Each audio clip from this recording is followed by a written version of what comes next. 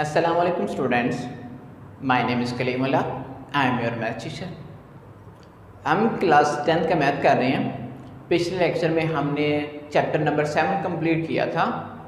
अब chapter number 7 से आगे जितने भी चैप्टर हैं इनमें ज़्यादातर डेफिनेशन ही आती हैं।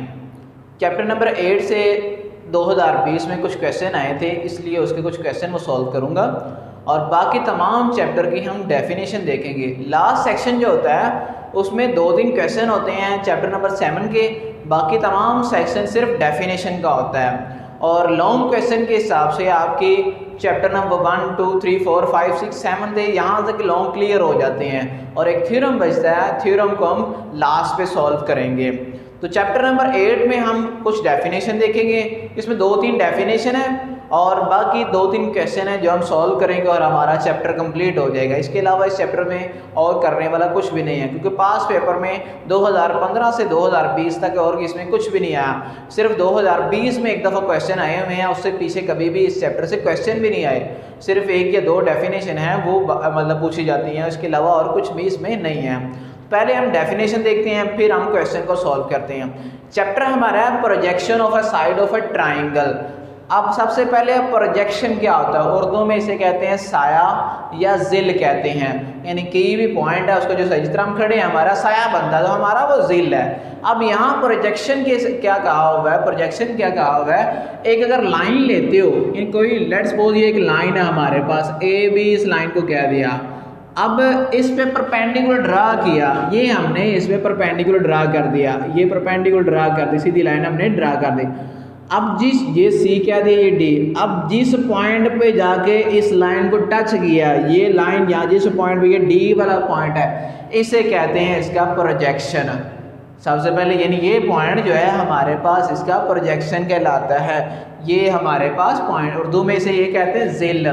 तो ये दोबारा डेफिनेशन भी यही है कि जो आपके जब किसी लाइन पर परपेंडिकुलर ड्रा किया जाए तो जो पॉइंट आपका उस लाइन को टच कर रहा है, जो नुक्ता मूद का जो आखिरी पॉइंट होता है, ये नीचे वाला सिरा होता है, इसे इसका प्रोजेक्शन बोलते हैं। इंग्लिश में इसकी डेफिनेशन है the projection of a given point on line segment is the front foot of perpendicular drown from the point on line segment. यानी कि कोई लाइन सेगमेंट है उस पर आप परपेंडिकुलर ड्रा करते हो, उसका जो फुट होता है, जो फुट आपका ये फुट है, तो उसे आप उसका प्रोजेक्शन बोलते हो।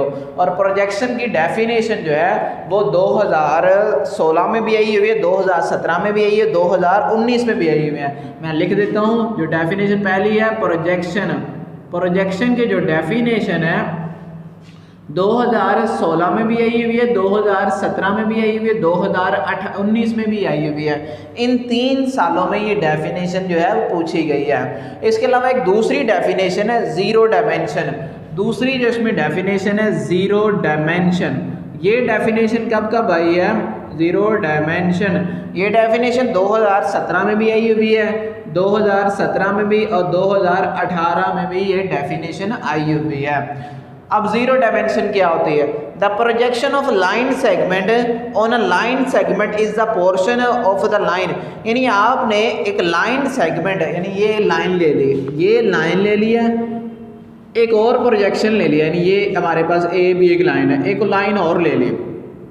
लेट्स सपोज ये लाइन है आपके पास, ये सी डी। अब सी हमारे पास है, ये पॉइंट इस पे टच कर रहा है, ये पॉइंट इस पे टच कर रहा है। अब ये सी डी जिस पॉइंट पे टच कर रहे हैं वो उसकी जीरो डायमेंशन, ये हमारे पास जीरो।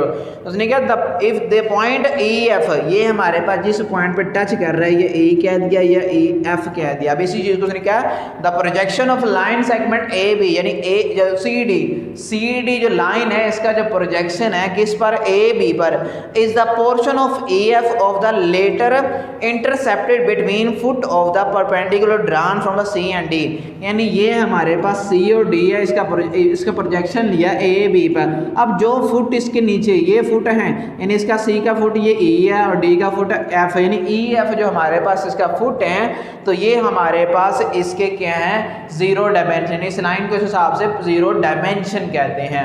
तो ये 2 डेफिनेशन है। इसके बाद एक और डेफिनेशन थी ऑब्ट्यूज एंगल। 3 तरह के एंगल होते हैं, एक अक्यूट एंगल होता है, एक राइट राइट एंगल होता है, तीसरा होता है ऑब्ट्यूज एंगल। तो ऑब्ट्यूज एंगल की डेफिनेशन जो है 2016 में आई थी। मैं तीनों डिस्कस करता हूँ। एक डेफिनेशन है अक्यूट एंगल। अक्यूट एंगल क्या होता है? ऐसा एंगल जो लेस देन 90 होता है, इन दैट एंगल जो लेस देन 90 डिग्री हो उसे कहते हैं अक्यूट एंगल। उसके बाद है डेफिनेशन राइट एंगल क्या होता है? राइट एंगल 90 डिग्री का होता है, यानी that angle which is equal to 90 degree हो उसे कहते हैं राइट एंगल। और तीसरा इसमें चौथा लास्ट एंगल जो वो है ऑब्ट्यूज एंगल। ऑब्ट्यूज एंगल क्या होता है? जो 90 डिग्री से ग्रेटर हो, ग्रेटर देन 90 डिग्री, वो हमारे पास ऑब्ट्यूज एंगल होता है। यानी वो एंगल जो हमारे पास 90 डिग्री से ग्रेटर हो उसे कहते हैं ऑब्ट्यूज एंगल। तो ये ऑब्ट्यूज एंगल की दो डेफिनेशन है 2016 में आई हुई है। तो ये डेफिनेशन है जो इस चैप्टर से पूछी गई है। एमसीक्यूज इस चैप्टर में है ही नहीं है। अब जो क्वेश्चन हमारे पास रह गए हैं 3-4 वो हम सॉल्व करते हैं। अब क्वेश्चन कौन कौन से आए हुए हैं? रिव्यू एक्सरसाइज 8 जो है उसमें क्वेश्चन नंबर 7 8 2020 में आया हुआ है और क्वेश्चन नंबर 10 है 2016 में आया हुआ है। तो ये 3 क्वेश्चन हम सॉल्व करते हैं। पहले क्वेश्चन नंबर 7 सॉल्व करते हैं। 7 8 सेम क्वेश्चन है, सारा मेथड सेम है, वैल्यू सेम है, सिर्फ डिफरेंस एंड पे जाके एंगल निकालने पे आए। क्वेश्चन नंबर 7 पहले क्वेश्चन नंबर 7 में क्या दिया हुआ है? उसने क्या इन ट्राइंगल ए बी सी ए की वैल्यू दी गई है 17 सेंटीमीटर, बी की वैल्यू दी गई है बी की वैल्यू है 15 सेंटीमीटर और हमें दिया गया सी की वैल्यू दी गई है 8 सेंटीमीटर। ये वैल्यू दी गई हैं।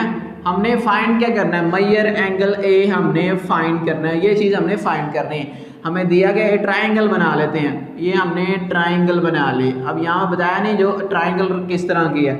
हमने ट्राइंगल ये कह लिया, लेट्स सपोज ये कह लिया हमने एक, ये ए साइड कह दी, ये बी साइड कह दी और ये सी साइड कह दी। बी के सामने बी होता है, ए के सामने साइड ए होती है, बी के सामने साइड बी होती है, सी के सामने साइड सी होती है। और सी की कीमत 8 कह ली, ए की कीमत हमने 17 कह दी और इसकी कीमत हमने 15 कह दी।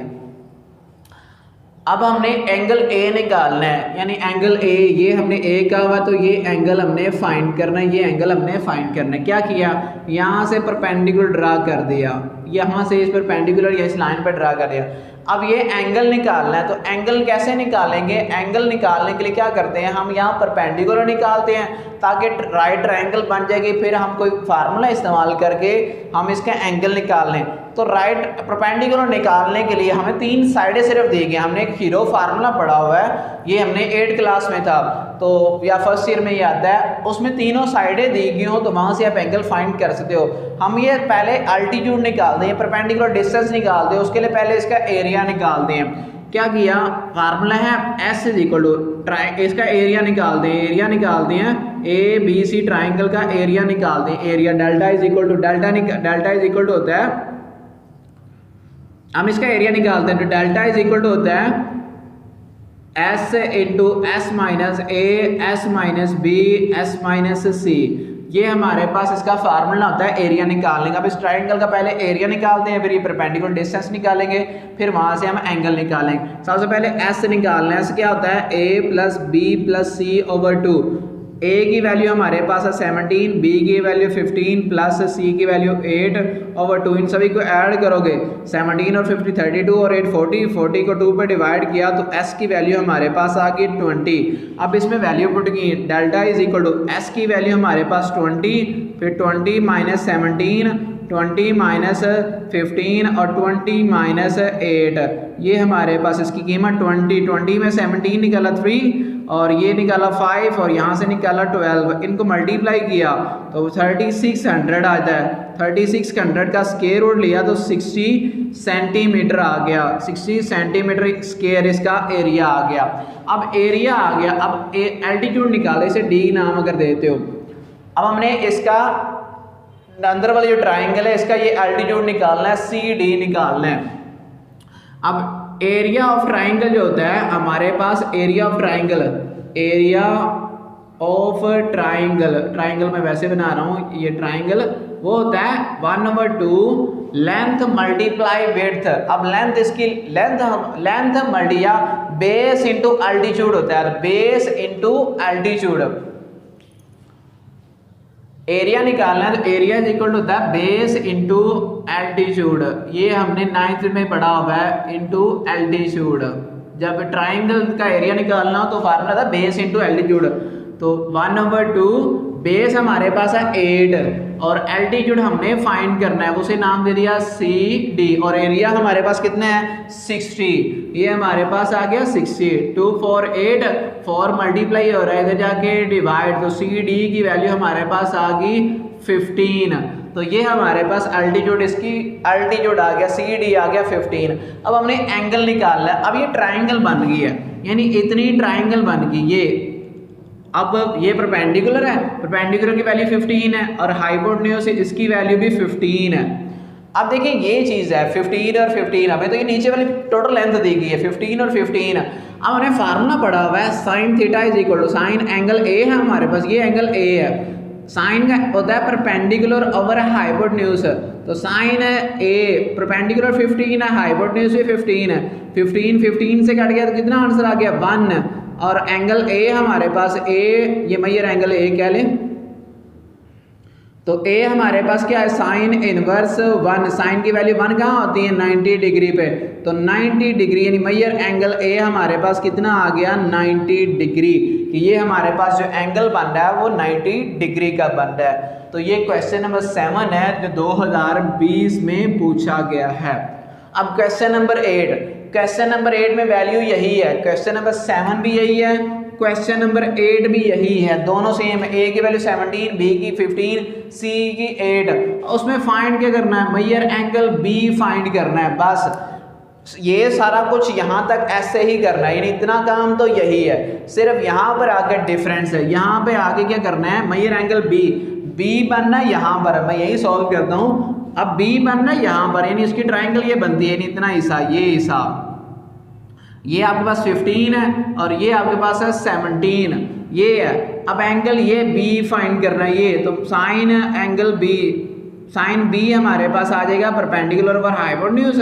साइन बी परपेंडिकुलर क्या है 15 और हाइपोटेन्यूज क्या है 7 है, तो बी इज इक्वल टू ये साइन इनवर्स है, इसको डिवाइड किया, साइन इनवर्स इसको डिवाइड किया